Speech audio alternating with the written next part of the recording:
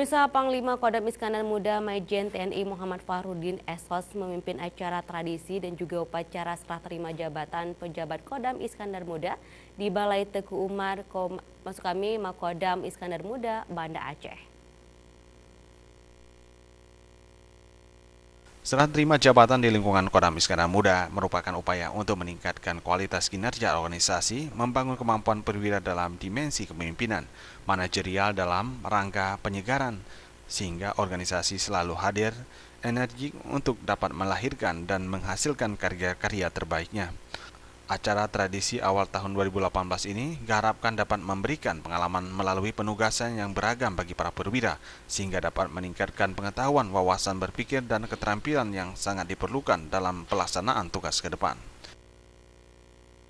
Untuk di tahun 2018 ini, sekarang kita kan sudah tahun 2019 ya, sudah minggu pertama.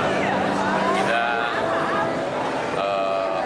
akan melakukan kegiatan-kegiatan pertama pembinaan ke dalam. Pembinaan kekuatan, pembinaan gelar kekuatan juga. Kemudian keluar kita pembinaan teritorial kewilayahan tentunya, di mana membantu pemerintah daerah untuk mewujudkan pembangunan yang ada di Aceh. Itu tugas kewilayahan kita. Di samping itu, Pangdam juga meminta kepada Kolonel Infantri Agus Gunawan, Letkol Infantri Asep Sukarnang, dan Letkol CPM Zulkarnen selamat datang dan selamat bertugas sebagai Aspri Kasdam Iskandar Muda, dan Brigip 25 Siwa dan Pomdam Iskandar Muda, dengan karakteristik wilayah Kodam Iskandar Muda yang memiliki kekhususan yang berbeda dengan wilayah lainnya.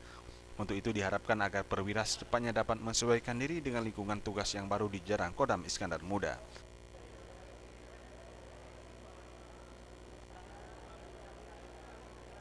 Tim Liputan Aceh TV.